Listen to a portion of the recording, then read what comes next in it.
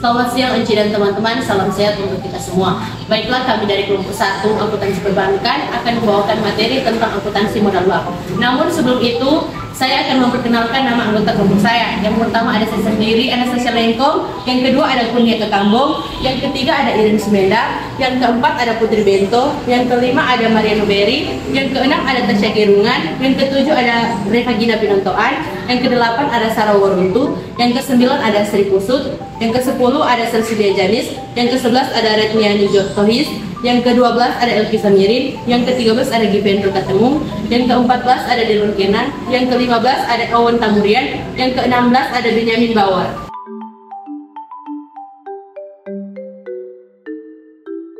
Baik, kita masuk pada materi yang pertama, yaitu pengertian modal bank. Apakah teman-teman tahu apa itu modal bank? Modal bank yaitu dana yang diinvestasikan oleh pemilik dalam rangka pendirian badan usaha yang dimaksudkan untuk membiayai kegiatan usaha bank, di samping untuk memenuhi regulasi yang ditetapkan oleh otoritas moneter.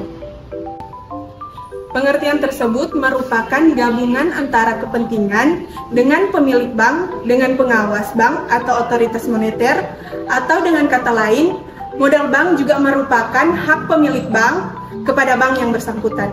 Modal bank juga merupakan hutang bank kepada para pemiliknya, oleh sebab itu disahkan sebagai salah satu komponen pasifa. Modal bank terdiri dari modal inti atau first tier capital dan modal pelengkap atau second tier capital.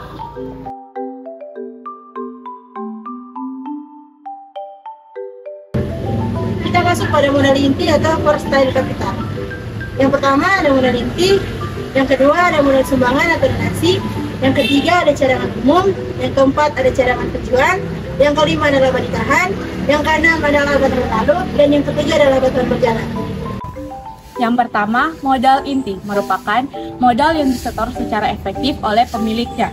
Kedua, modal sumbangan atau modal donasi, yaitu modal yang diperoleh kembali dari sumbangan saham, termasuk selisih antara nilai yang tercatat dengan harga jual apabila saham tersebut dijual. Dan yang ketiga, cadangan umum, yaitu cadangan yang dibentuk dari penyisian laba yang ditahan atau dari laba bersih setelah dikurangi pajak dan mendapat persetujuan dari rapat umum pemegang saham. Dan keempat, cadangan tujuan merupakan bagian laba yang dikurangi pajak yang disisihkan untuk tujuan tertentu dan telah mendapat persetujuan dari rapat umum pemegang saham. 5. Laba ditahan. Di sini dimaksudkan merupakan saldo laba bersih setelah dikurangi pajak yang oleh rapat umum dipegang saham diputuskan untuk tidak dibagikan. Yang keenam, laba tahun lalu. Merupakan laba tahun-tahun lalu setelah dikurangi pajak yang belum ditetapkan penggunaannya oleh rapat umum pemegang saham. Yang ketujuh, laba tahun berjalan. Merupakan laba setelah dikurangi dengan taksiran hutang pajak.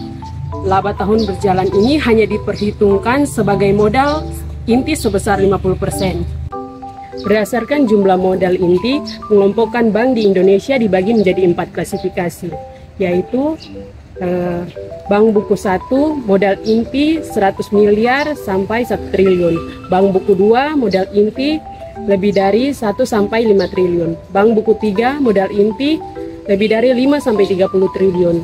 Bank Buku 4 modal inti 30 triliun.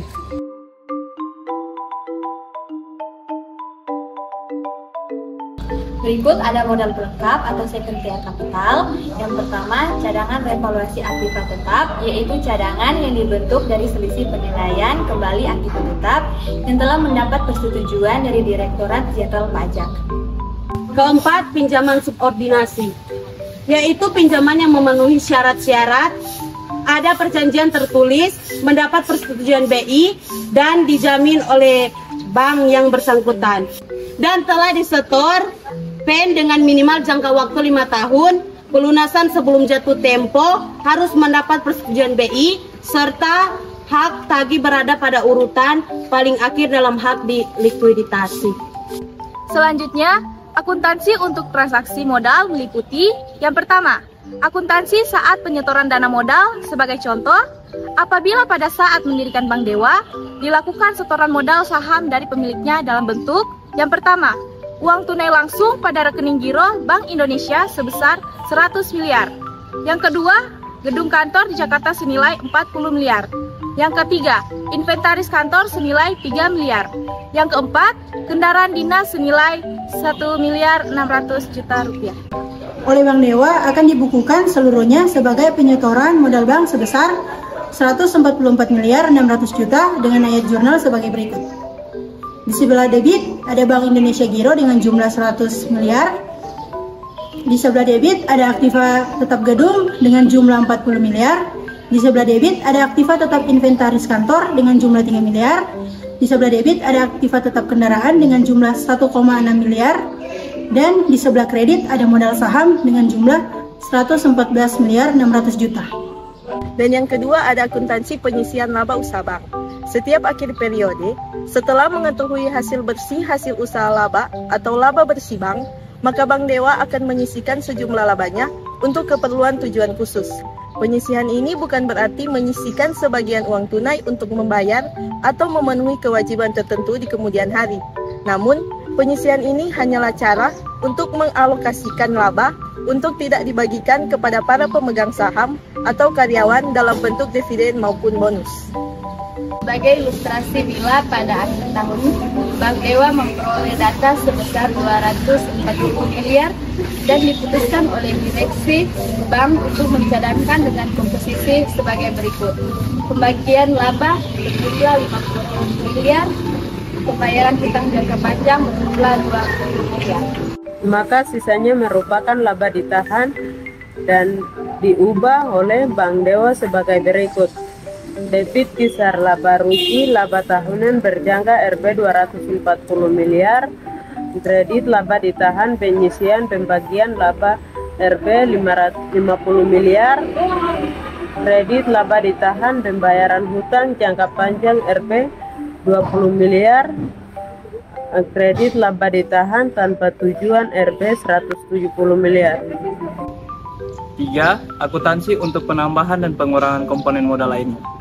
Komponen modal juga dapat bertambah karena penjualan salah yang dapat dijual atas harga nominalnya, sehingga tercipta adanya agio saham. Bila harga jual saham berada di bawah nilai nominalnya, maka akan terdapat disagio saham, atau agio atas saham akan menambah komponen modal, sedangkan disagio saham akan mengurangi modal.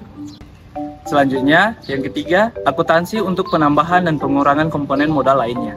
Komponen modal juga dapat bertambah karena penjualan saham yang dapat dijual di atas harga nominalnya, sehingga tercipta adanya agio saham.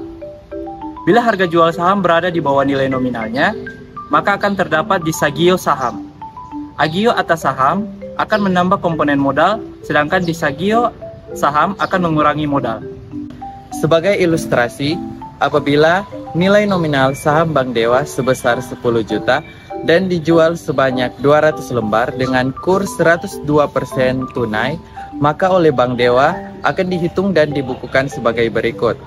102% dikali 10 juta sama dengan 10.200.000. 10.200.000 dikali dengan 200 lembar sama dengan 2.040.000.000. Dan nilai nominal 10 juta dikali 200 lembar sama dengan 2 miliar. Dan akan didapat agio sahamnya sebesar 4.050.200.000. Sehingga jurnalnya akan tampak sebagai berikut ini. Kas di debit sebesar 2.040.000.000 dan modal saham di kredit sebesar 2 miliar dan agio saham di kredit sebesar 40 juta. Selain agio saham, komponen lain yang akan menambah komponen modal adalah sumbangan yang diterima atau dikenal dengan modal sumbangan donasi kapital. Biasanya modal sumbangan diterima dalam bentuk natura atau barang yang nantinya akan dinilai sesuai harga pasar dari barang aktiva tersebut pada saat diterima. Selanjutnya akan dicatat dalam neraca sebagai modal sumbangan pada kelompok modal. Sebagai ilustrasi, apabila Bank Dewa menerima hibah dalam bentuk seperangkat komputer dari sebuah perusahaan besar di Jakarta dan nilai pasarnya ditaksir seharga 4.500.000.000 oleh Bank Dewa, akan dicatat sebagai berikut. aktiva tetap, komputer berada di posisi debit senilai 4.500.000.000 juta. Modal sumbangan berada di posisi kredit senilai 4.500.000.000 juta. Dengan diterimanya hibah atau sumbangan tersebut, maka komponen modal Bank Dewa akan bertambah sehingga akan memperbesar rasio kecukupan modal atau CAR. Itulah presentasi video kelompok 1. Jika ada kesalahan, mohon dimaafkan. Terima kasih.